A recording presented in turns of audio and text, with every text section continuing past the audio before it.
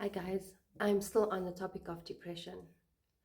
I do understand that the topics that I discuss, they have already been discussed and they are still being discussed currently by a lot of people.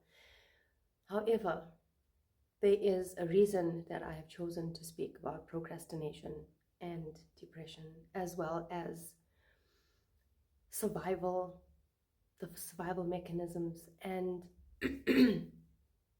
emotional well-being. I have chosen to speak about this because my experience has brought me to understand that there are a lot of us out here living life, not knowing how to handle our issues. And I would just like my channel and my content to motivate and to encourage and to inspire as many people as possible. And if it is not as many, then let it just be one person whose life is touched and whose life can elevate, whose personality and whose characteristics can heal from this. So in my discussion today, I would like for us to recall a well-known author, David K. Reynolds. He wrote the book Constructive Living. Dr. David K. Reynolds, he had a first-hand experience with depression. And what he said was, in general, act depressed and the genuine feeling will follow you. In his book, Constructive Living, he explains that his depression was entirely self-created.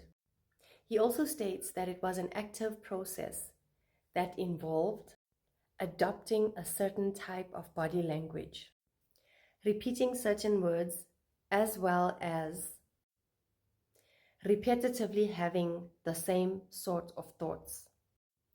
He states in the book that he had to act a certain way to become depressed. The fantastic news about depression is that because you have the ability to create depression, you also have the ability to climb out of it. However, in a negative state such as depression, ignoring negative thoughts and having to replace them with positive ones can be extremely challenging when you're already in depression. And yes, I've been there.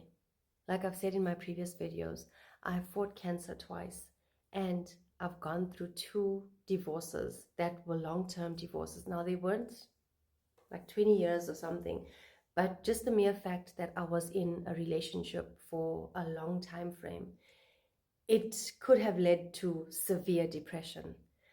However, there was a point in my life where I was severely depressed and I did admit myself into a psychiatric ward, and I had refused to take antidepressants because my previous knowledge of antidepressants allowed me the ability to get an understanding of what happens with antidepressants.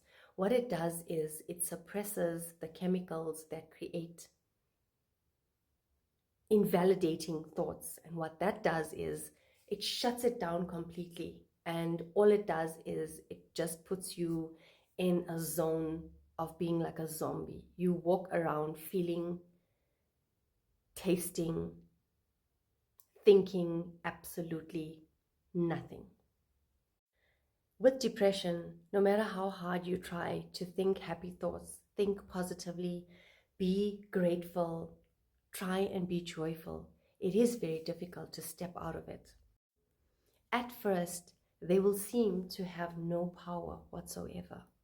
You do eventually get to a point where you do feel other negative emotions such as anger. You will get to a point where you will do your best to actually ignore those feelings of anger.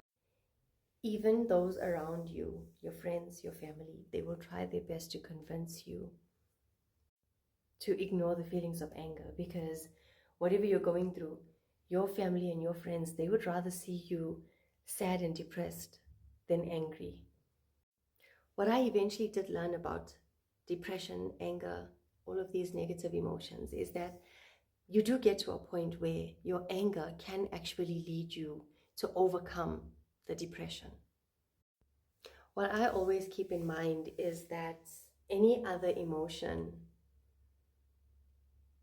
that isn't depression can actually assist to overcome depression, because what I believe depression to be is the lowest form of sadness, the lowest form of grief.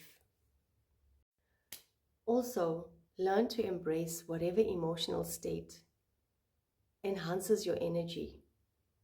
It is those emotions that can actually help to elevate the emotional ladder or roller coaster you're in currently.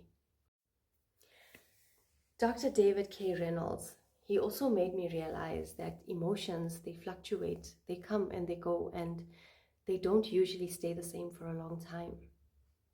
He also stated in his book that even in the deepest depression, there are ripples and waves of somewhat of lighter moods. And what I used to do is I used to use these lighter moods in these different emotional states. I would use them to feel slightly better, and I would do my best to take myself to a different emotional state, because in those emotional states I had a spike of energy whereby I felt I could do something that would benefit the mood that I was in. Thank you for staying tuned. In my next video, I'll tell you how I used depression to assist myself to grow emotionally.